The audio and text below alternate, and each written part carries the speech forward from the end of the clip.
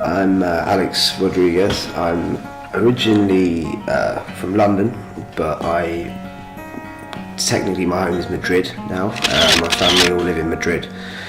I was in England in London until the start of secondary school, so that would have been about 11 or 12. And then my father got work for a company based in Madrid, so the whole family moved out there to take the opportunity. My dad is actually Spanish originally. He met my mum in England. She is English. So I moved out to, lived in Madrid, did the whole of secondary school, but then wanted to come back to England to do my further education, university. And yeah, here I am. Yeah, but there's quite a lot of overlap between the English and Spanish culture, and obviously my dad came over to England in the first place and settled down here, so he's obviously very fond of the English culture as well, and my mum appreciates his side of things as well with the Spain background, so it's really is a big overlap.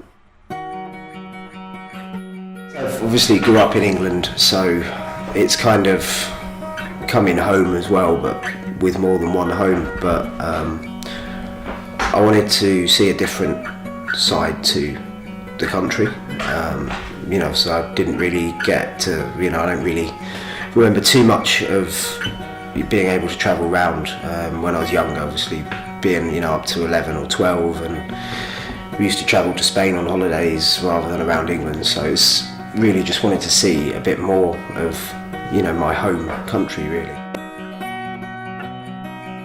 Yeah, well, so obviously the main expectation of moving to Manchester is that I'd probably lose a bit of my tan and get rained on a lot more, and that's certainly been the case, but it does, yeah, it's a really interesting city and it's very livable, especially in comparison to London. Obviously everything you do, your tubes this and ridiculous bus routes that, so it has sort of lived up, yeah, it's a good city.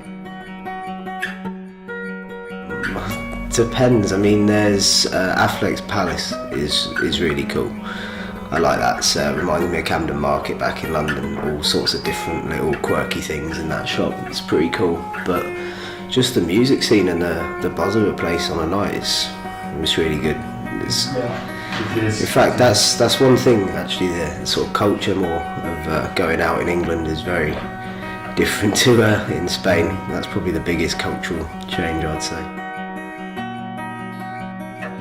It's quite strange because of the times I moved out to Spain. So you kind of have a habit of school up to a certain age, and then you go back to the Spain habits of school, and I'll come back here for university. So each section I've kind of used different habits at different times. But I think the time of day you go to bed and do things like that, that's probably my biggest thing. Like I don't go to bed till stupid o'clock every day, and it's hard.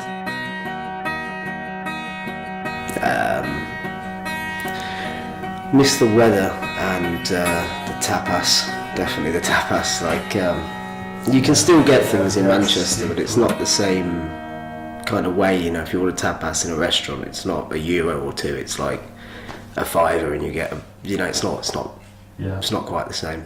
There's a nice Spanish restaurant off Deansgate. I've been there a few times, and it depends where you're coming from really, but Manchester's got a lot going on. It's very diverse. You're never bored. I'd recommend it. I really would. It's got it's affordable.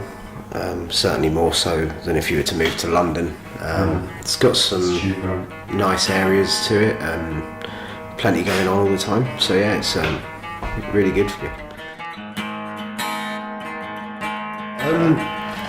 But I think that's an important part of the process of life. Some people are naturally want to stay in one place and are quite happy, live quite homely lives, and other people want to travel, and where they lay their hats, their home, and it's a big change, but I do like it, and yeah, I'm glad I did it. I say if you want to do something, go for it. It's character building, I'd say. It certainly is when you're trying to get all your documents and things like that through from abroad, and setting up English bank accounts again and all this sort of stuff. Yeah, well, having a sort of dual cultures to use, in a sense, is quite interesting. But then I've always had that around in a way, because obviously my parents, I've grown up my whole time with the parents of both, so it's quite natural to me to have two sides of that. And I suppose in a lot of way everyone's kind of takes part of their parents' culture in their life when they're growing up. But yeah, there's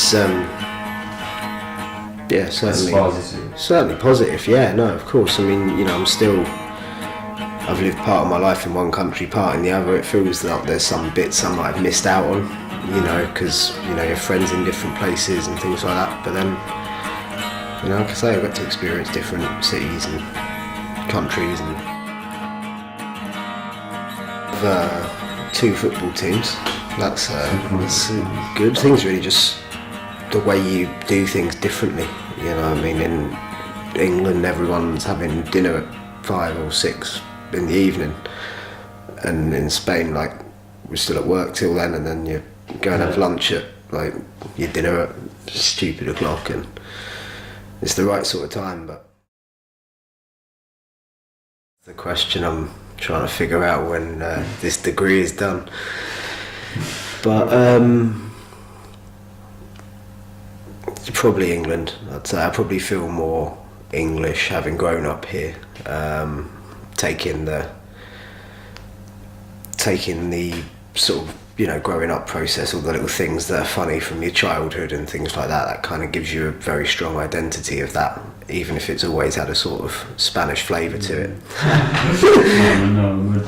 Good everything. Good everything. Okay. Pleasure, Nico.